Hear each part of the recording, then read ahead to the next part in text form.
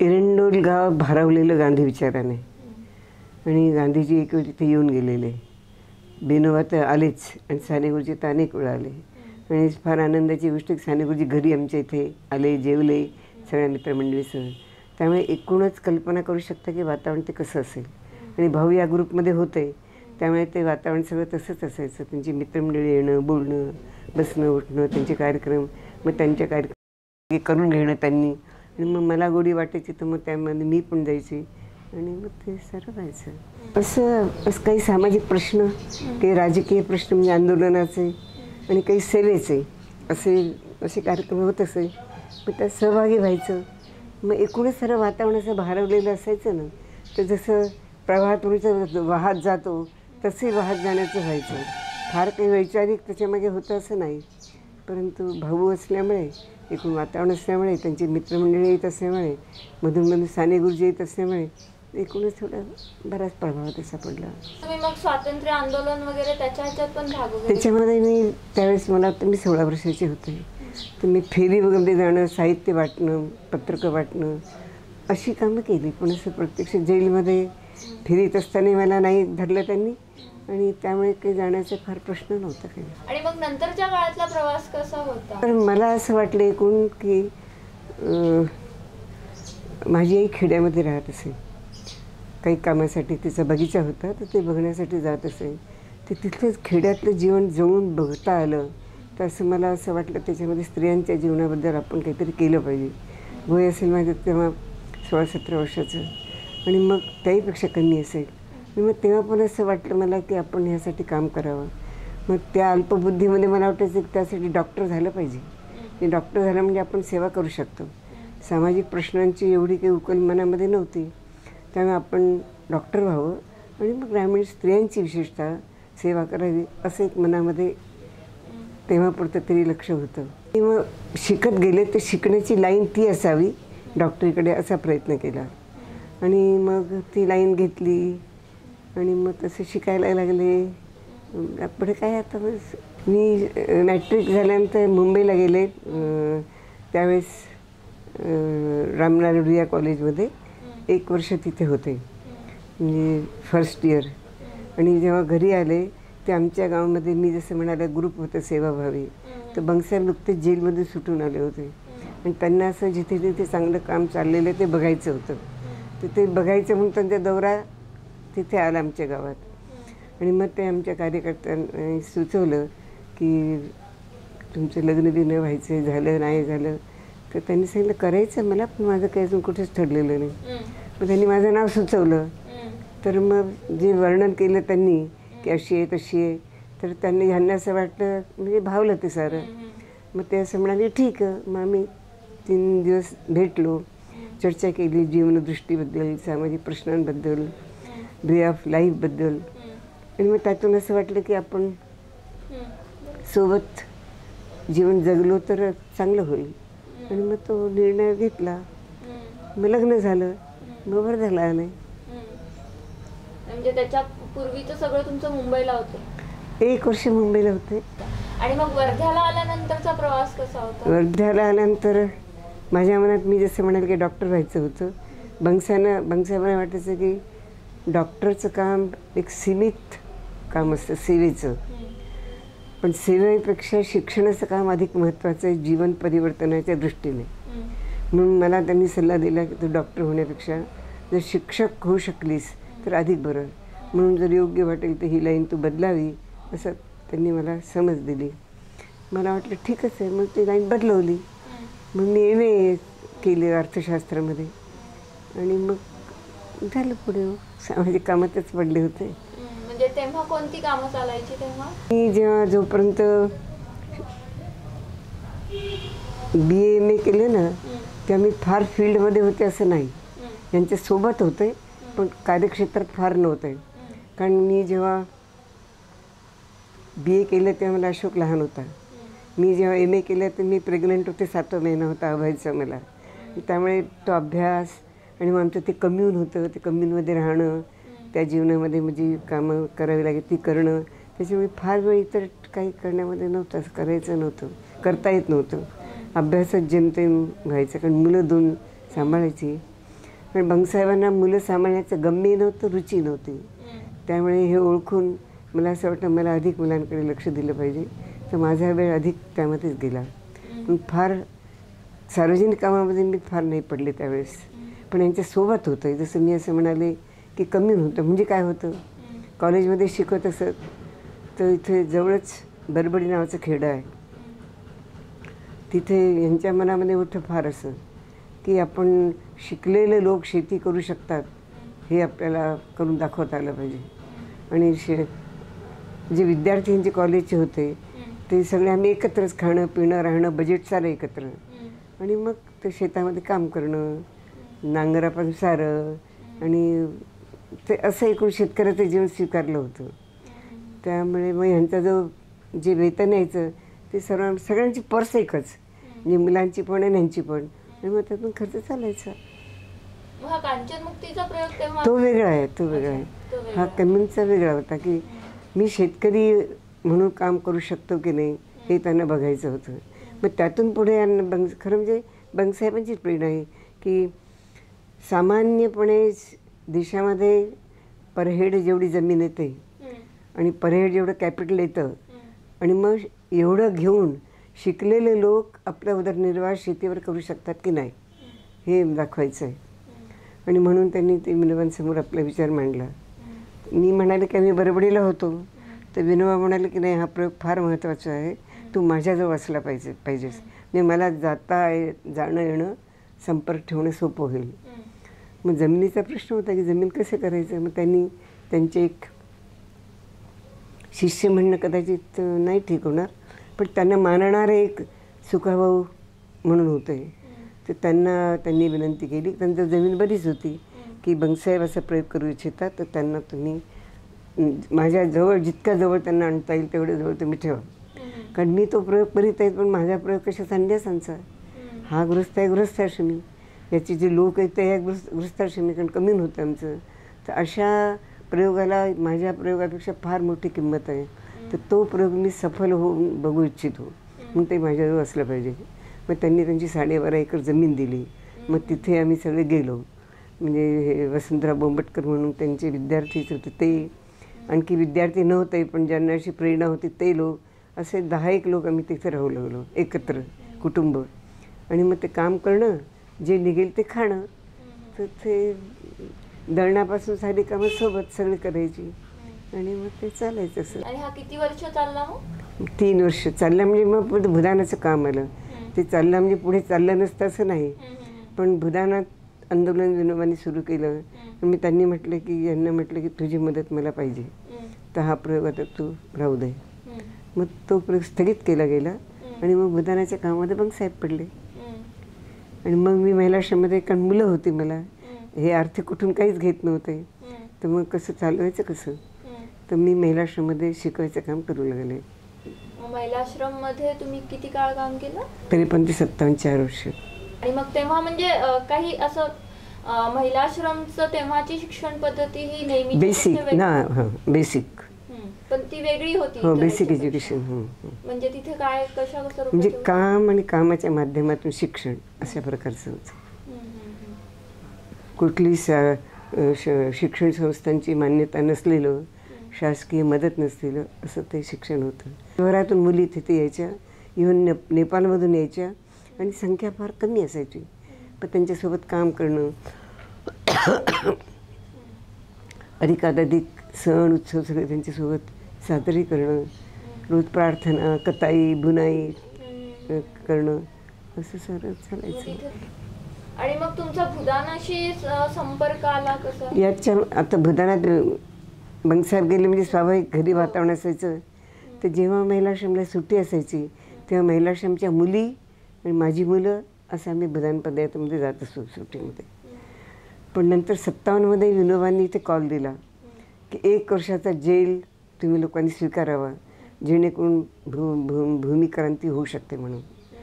तर बंगसाहेब फार भारावले त्याच्याने, आणि मग त्यांनी जिल्हाभर प्रचार करून जवळ 100 कार्यकर्ते त्यांनी काढले खेड्यातले.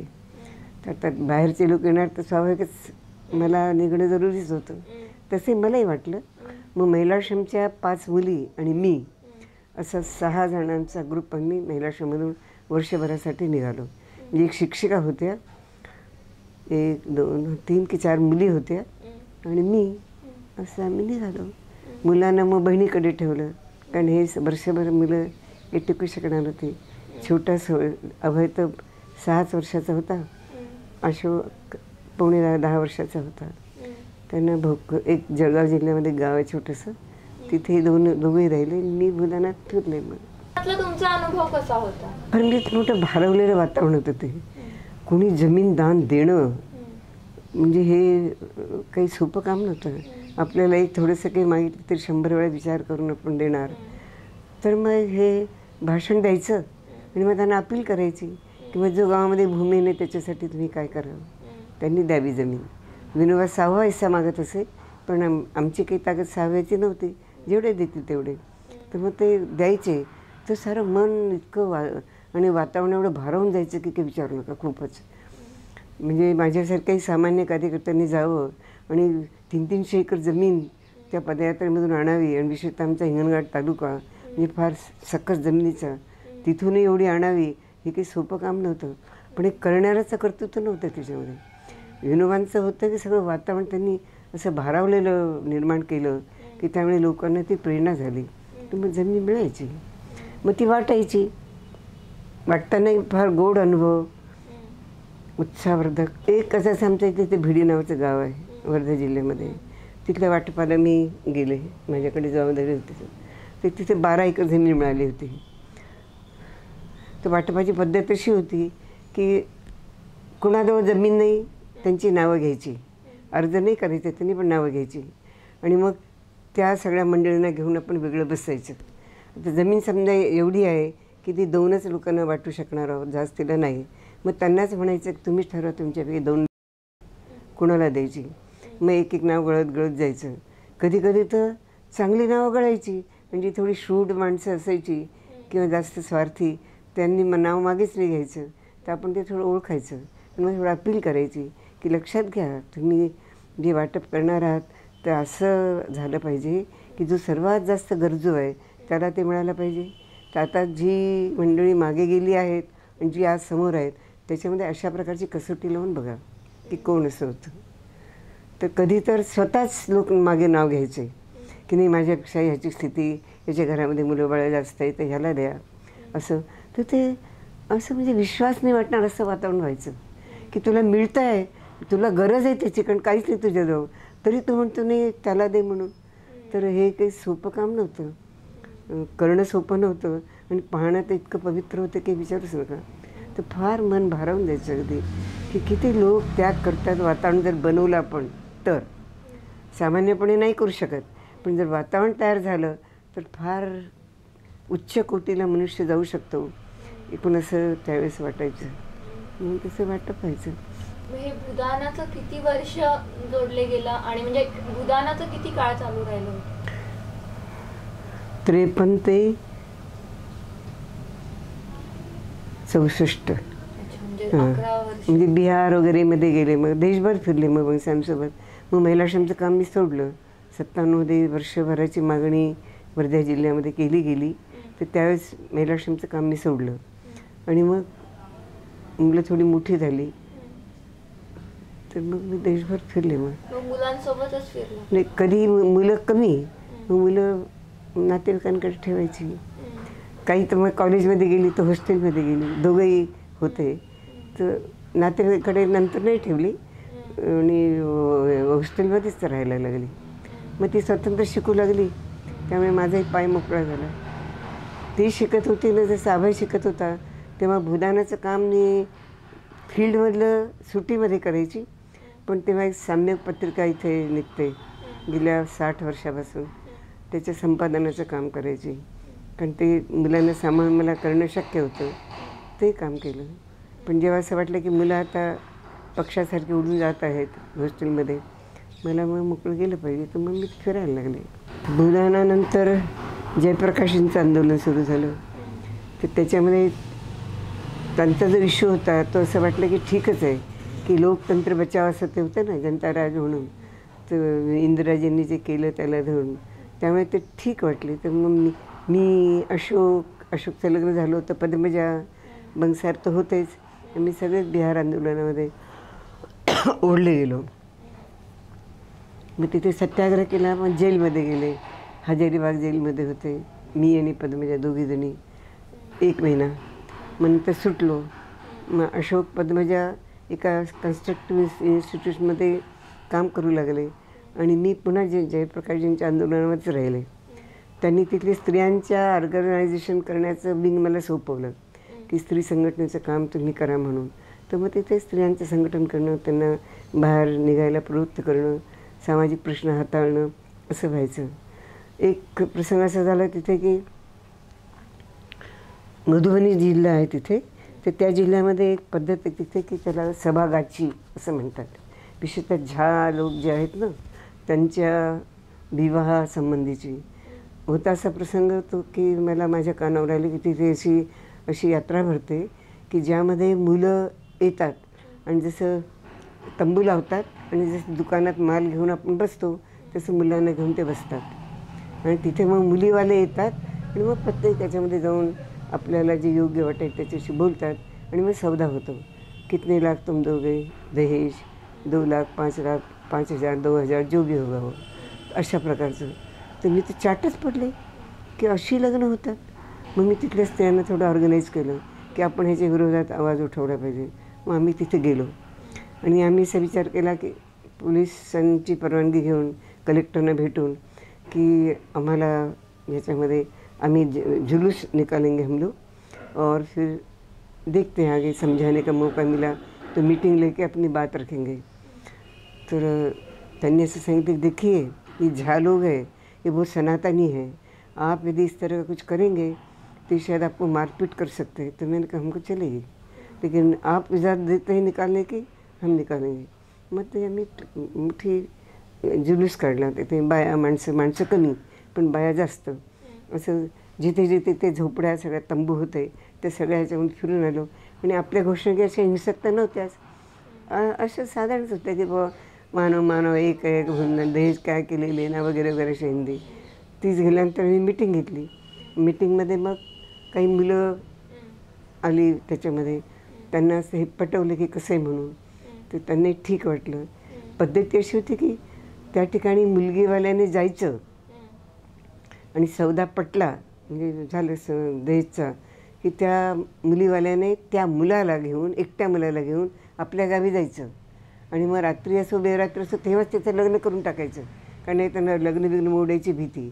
आणि मग तो मुलगा 2-3 दिवस तिथे राहून तो इथे यायचा आणि मुलगी आपल्या घरीच व्हायची, अशी ती एकूण पद्धत होती ती. तर मग त्याविरुद्ध थोडासा प्रयत्न केला की असं हुंडा नको, स्त्रियांसंबंधीचे असे लग्न नको, असं सामाजिक मग शिबिरं घेतली तिथे खूप. आणि जेवढा प्रचार करता आला, एक तर जीपीचं आंदोलन आणि पुन्हा स्त्रियांच्या समस्या, ते दोन्ही जोडून तिथे जेवढं काम करता यायला करण्याचा प्रयत्न केला. आणि मग चेतना विकासचं काम कधी सुरू झालं? दोन्ही मुलं शिकून आली ना, अशोक आणि अभय, तर यांना असं वाटलं की वर्धा जिल्ह्यामध्ये काम करायचं.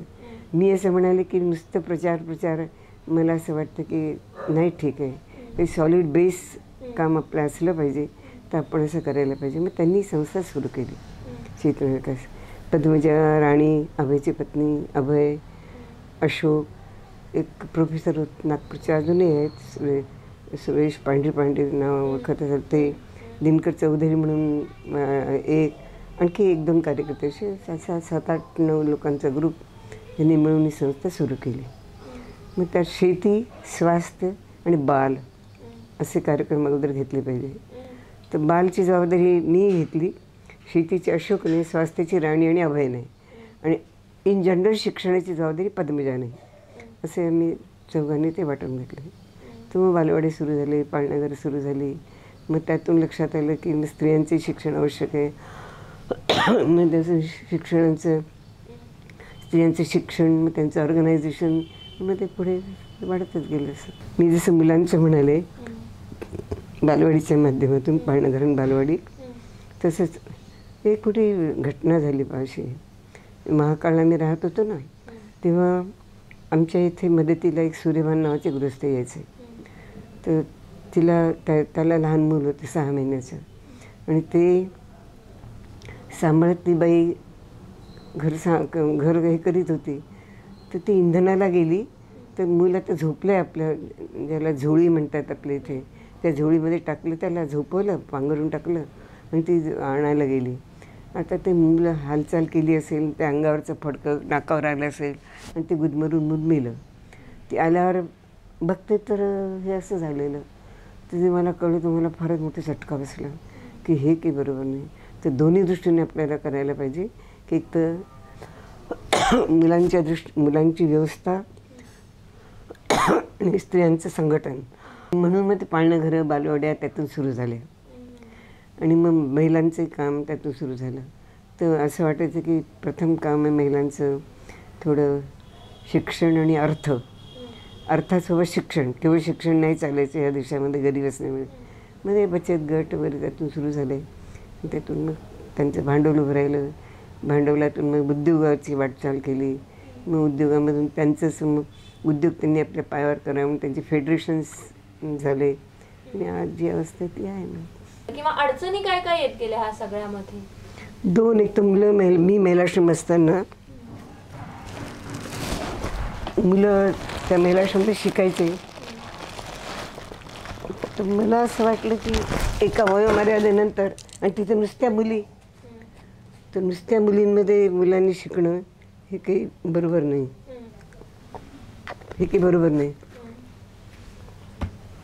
म्हणून जी सेवाग्रामची नई तालीम स्कूल सुरू केली ना, त्यातून ते निघालं की मग आजचं शिक्षण ठीक नाही असं आपण म्हणतो. मग त्या शिक्षणात मुलांना घालण्यामध्ये काही स्वारस्य नाही, म्हणजे मुलं ठीक विकसित नाही होणार. म्हणून मग तिथे अगोदर नायकमजी चालवत असे. ते भूदान आंदोलनामध्ये गेले, विनोबांनी त्यांना कॉल केल्यामुळे, तर मग तिथे सगळं ते बंदच होतं. तर त्या ठिकाणी जाऊन मग प्रयत्न करून ते तिथे सुरू केलं की बाबा असं असं आहे आणि मी माझ्या मुलांच्या दृष्टीने विचार करते. पण मला वाटतं माझ्या मुलांसाठी जशी मला गरज वाटते, तर अनेक कार्यकर्त्यांना किंवा नागरिकांना असं वाटत असेल की आजचं शिक्षण ठीक नाही, वेगळ्या पद्धतीचं शिक्षण द्यावं, तर आपण अशी शाळा सुरू करूया. नाव ऐकलं असे अण्णासाहेब सहस्त्रबुद्धे, तर त्यावेळेस ते इन्चार्ज होते सेवाग्रामचे. मग त्यांना भेटून त्यांच्याकडनं परवानगी काढली. त्यांना खूपच आनंद झाला की असं तू करत असेल तर नथिंग लाईक दॅट, फारच छान. आणि मग तिथे ती शाळा सुरू केली. शाळेमध्ये काय विचारता, मुलं कुठून आणायची, कारण त्याला की सरकारी मान्यता नाही आणि ती श्रम वगैरे त्याच्यामध्ये करावे लागणार, तर कोण आपली मुलं सगळ्या देशभरातल्या कार्यकर्त्यांशी पत्रव्यवहार केला आणि मग असं सांगितलं की अशी शाळा सुरू करीत आहोत, तुम्ही आपली मुलं पाठवा. चांगला नाही प्रतिसाद मिळाला. जेमतेम 100 मुलं तिथे एकत्र आले. त्यातही अनेक मुलं प्रॉब्लेम चाइल्ड, कुणी बिघडलेली मुलं आहेत, तर कुणी व्यवस्थित आहेत, कुणी तशीच आहेत. ते सगळं पाहून काही लोकांनी सल्ला दिला की तुझी मुलं इतकी हुशार आहेत की तू असं ठेवू नकोस यांच्यासोबत, चुकीचं होईल. बरोबर. मला असं वाटलं की मला ते साध्य करता आलं पाहिजे की कुठल्याही अवस्थेमध्ये मुलांना, माझ्या मुलांनाही शिक्षण देईन आणि त्यांनाही देईन, म्हणून ते रेटली मी. तर अगदी वेगळ्याच पद्धतीने आम्ही चालवत असतो तिथे. ते फार आनंददायी अनुभव तो सारा होता. म्हणजे कसं असे विषयवार वर्ग नाही व्हायचे, म्हणजे की आता इतिहासाचा वर्ग असं नव्हे. जसं समजा शेतीचं आहे तर पेरणीचा हंगाम आहे, तर पेरणीच्या संबंधी जे जे लागतं ते त्यासंबंधी मग त्यांचे विषय घ्यायचे. जमीन कशी लागते, पाणी कशी लागते, बी कसं टाकावं लागतं, कसं उगवतं वगैरे वगैरे वगैरे. त्या ठिकाणी असं होतं की जे भोजनालय होतं त्यांची सगळ्या गरजा त्यांच्यावर अवलंबित. शेती मुलांना प्लॉट वाटून दिलेलं आहे की हे प्लॉट आहे तुमचे ग्रुपमध्ये आणि तुम्ही याच्यामध्ये करा, हे तुम्हाला मिळेल आणि बाकी तुम्हाला करायचं आहे. इतकी चांगली शेती त्यांनी केली की बस. अभयने शेती केली तर एवढं मोठं वांगं निघालं. ते अजून मला आवडतं. आणि मला वाटतं 2 गुंठे जमीन त्याला मिळाली होती. असं मग त्या ग्रुपने प्रत्येकाला वेगवेगळीसुद्धा वाटून दिली जमीन आणि मग ते काढायचे. सगळ्यांनी चांगलं केलं, पण अभयचं माझ्या लक्षात राहिलं. अशा प्रकारे शेती. मग जेवणाचं काय, तर त्यांनीच मेनू बनवायचा. त्यांनी बजेट ठरलेलं आहे, या बजेटमध्ये तो मेनू बनवायचा आणि बजेटनुसार मग आपण स्वयंपाक करायचा. स्वयंपाक पाळीने नोकर तर नाहीच कोणी, त्यांनीच मुलांनी बनवायचा. आणि मग त्यामध्ये काय काय न्यूट्रिशन तुम्हाला मिळत आहे त्यासंबंधी जेवणाच्या पूर्वी सगळं त्यांनी तिथे चार्ट लावून द्यायचा आणि सांगायचं तोंडी की आज के खाने में ये चीज़ें हैं, क्या है, ये बी विटामिन है, ये सी है, ये फलाना है, कॅल्शियम आहे, ये वगैरे वगैरे कशात काय ते सारं. तर ते एक एज्युकेटिव्ह प्रोसेस ती सुरू झाली तिथे आणि मला असं वाटतं की फार चांगलं झालं ते तसं जेवणाचं व्हायचं. तर शेती, स्वयंपाक आणि कताई उद्योगाची 3 माध्यमं आणि शिक्षणाला हे 3 प्लस जे सण यायचे ते कोणतेही सण आलं असतं त्याची पार्श्वभूमी आणि मग त्यासाठी कसा कार्यक्रम करायचा. लायब्ररीतून पुस्तकं घ्या, शिक्षकाशी चर्चा करा आणि तुम्ही सांस्कृतिक कार्यक्रमाची आखणी करा. शिक्षक तुम्हाला गाईड करतील, मदतही करतील, पण अभिक्रम तुमचा. अशा प्रकारे मुलांनी मग तेही करायचं आणि मग तिथे केलं. म्हणजे नई तालीमचं हे कधी सुरू झालं? 63 असावं. आणि किती काळ म्हणजे तुम्ही नई तालीमशी कधीपर्यंत होता जोडलेल्या? म्हणजे सेवाग्रामची शाळेशी 67 असेल. 3 वर्ष मला वाटतं होतं मी तिथे. त्यानंतर ती पुन्हा तशीच चालू राहिली? नाही, चालू नाही राहिली. ते असं झालं की नाईकमजी परत आले भूदानाच्या याच्यातून, कारण विनोबांनी क्षेत्र संन्यास घेतलं, मग ते फिरणार नव्हते. तर मग नाईकमजी तिथे आले परत आणि जे आम्ही चालवत होते ते अर्थात बघायचे, तर त्यांना ते नाही आवडायचं. तर त्यांच्या मनामध्ये असंतोष आहे असं लक्षात आलं. मग त्यांना एकदा मी आणि बंगसाहेब दोघंही भेटलो कि बाबा ऐसा लगता है कि जो हम लोग कर रहे हैं उसके प्रति आपको संतोष नहीं है बल्कि थोड़ा असंतोष ही है. तो उन्होंने कहा की हां असं थोडं बौद्धिकवर आम्ही जरा जोर देत होतो. त्यांना असं बौद्धिक वेगळं कधीच नाही आवडायचं, कामच करायचं बस असं जास्त. तर ते म्हणाले हां. तो मग आम्ही त्यांना सांगितलं कि आपको जरा भी तकलीफ हो, क्योंकि आपका क्षेत्र सारा, आपका काम, आपकी तपस्या यहाँ पर है और आपको तकलीफ हो ऐसा हम कभी नहीं चाहेंगे. हम लोग फिर छोड़ के जाते हैं, आप इसको संभालिए. त्यांनी म्हटलं ठीक आहे. ते बंदच झालं. नंतर मग आम्ही सोडून आलो. मग पण म्हणजे आता तुमचा शिक्षणाशी पण आहे, म्हणजे तुम्ही असं जसं तुम्ही सुरुवात करताना लोक म्हणाले की अशी वेगवेगळ्या प्रकारची मुलं आहेत, तर तुम्हाला म्हणजे असं हे नका करू वगैरे, तर तुम्ही ते यशस्वीपणे केलं. तर तुम्हाला ओव्हरऑल म्हणजे आता खरं तर खूप वर्षांचा गॅप केला मधल्या काळात, पण तरी सुद्धा तुम्हाला आता शिक्षण व्यवस्थेविषयी काय वाटतं, म्हणजे कशी असावी शिक्षण पद्धती आत्ताही?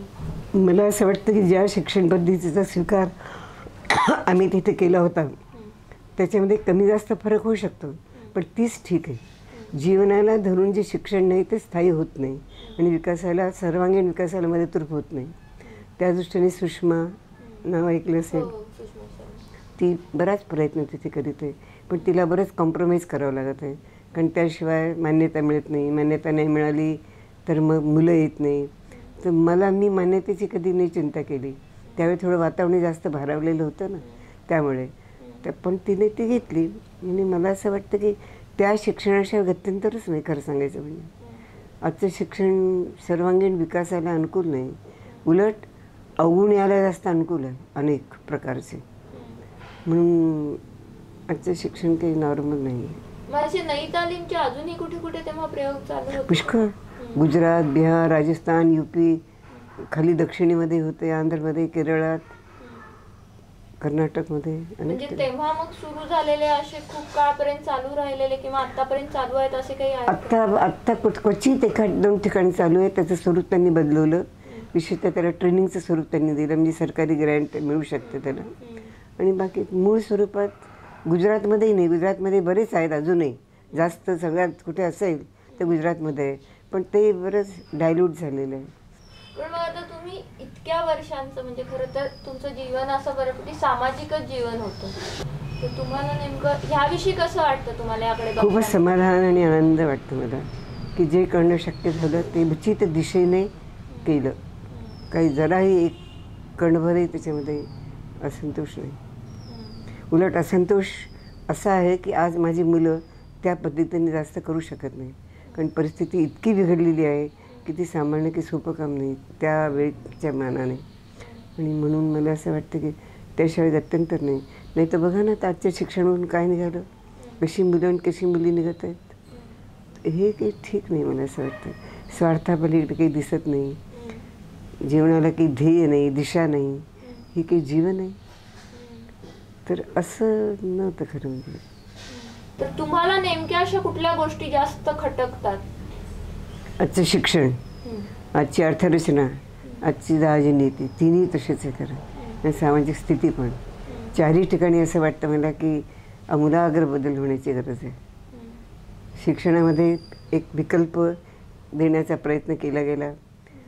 राजकारणामध्ये लोकनीतीचा विकल्प देण्याचा प्रयत्न केला गेला.